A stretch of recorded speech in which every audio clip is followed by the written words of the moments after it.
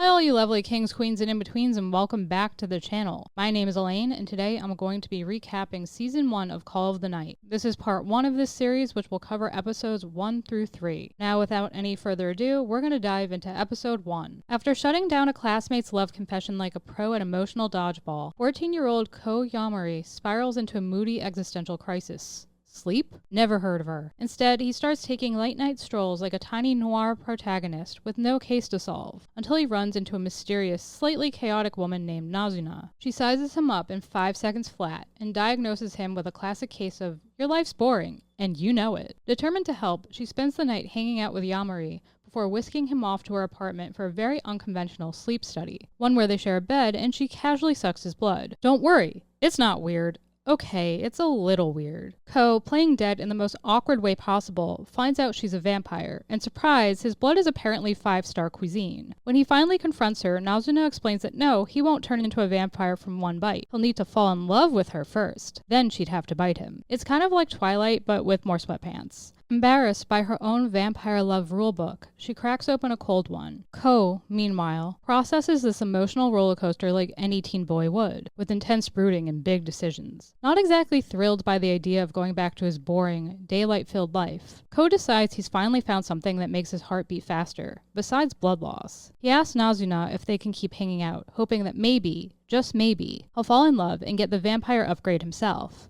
Nazuna is not totally sold on the idea because she doesn't want any children, but hey, free blood is free blood. So she agrees to keep spending nights with him, and if he ends up falling for her, well, that's his problem. Episode 2. Ko is on a noble, read awkward, mission to fall in love, but Nazuna instantly derails it by casually dropping the bomb that drinking blood is basically her version of getting to third base. Ko, unfazed or just too far gone, insists he still wants to become a vampire. So naturally, he flips the embarrassment script by flashing her his neck like a goth boy scout showing off merit badges. Look, you bit me here. The next night, Ko's vampire honeymoon phase hits a snag when Nazuna casually reveals she drinks blood from random people, like she's just out here doing Tinder bites. Jealous and flustered, Ko tries to lock it down by suggesting they exchange contact info, only to find out Nazuna doesn't even own a phone. Or well, not a normal one. She drags him back to her apartment to reveal her prized relic, a brick phone straight out of a 90s time capsule. Then, she casually invites him to spend the night, slipping into sleep mode while Ko short-circuits in real time. At first, he refuses to let her snack on his neck again, but when she admits she'd been out looking for him, his vampire simp instincts override his brain and he lets her. Feeling bold, Ko recounts a lonely tale from his childhood. He once bought a pair of wrist receivers, walkie-talkies but make it sad and more watch-shaped, only to realize he had no friends.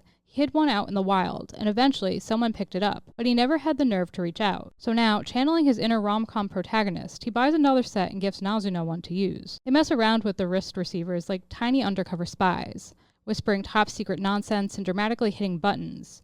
And Ko pipes up that they're basically acting like a couple now, which totally embarrasses Nazuna, and makes her try to change the subject. Then, just to make sure the secondhand embarrassment reaches critical mass, Ko calls her Nazuna-chan on the school rooftop, upsetting her, and formally asks to be her friend. We're really taking the long road to romance here. But the plot thickens. Later that night, as Yamori wonders where the sad little blue transceiver might be, his childhood wrist receiver lights up, and the girl on the other end of that long-lost signal appears beside him. Dun dun dun! Episode 3. Nazuna asks Ko if he has any friends, and he, in all seriousness, asks how anyone can really know if they do. It's not defensive, just existential. She tells him, when you think you're friends. Like that clears everything up. Later, Ko spots the blue transceiver with Akira and asks why she has it, and she tells him it was a gift from him. Apparently, leaving it on top of her mailbox without a note counts as a heartfelt gesture now. Akira says she waited for him to reach out, but he never did, even though they'd been friends since they were kids. Still, she says she's happy to see him again and that she missed him. She'd been worried when he stopped coming to school and had hoped they could talk. Ko remembers how they became friends.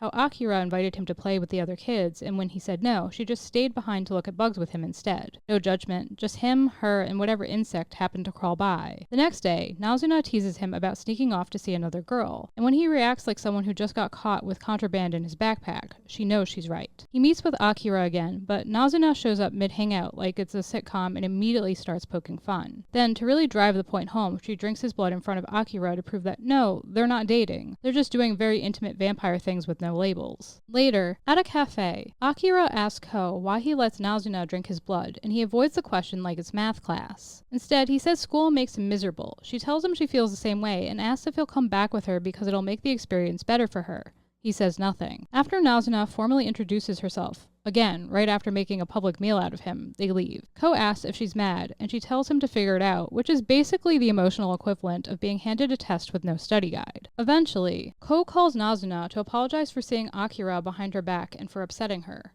But Nazuna shows up in person and says she's actually glad he has a friend.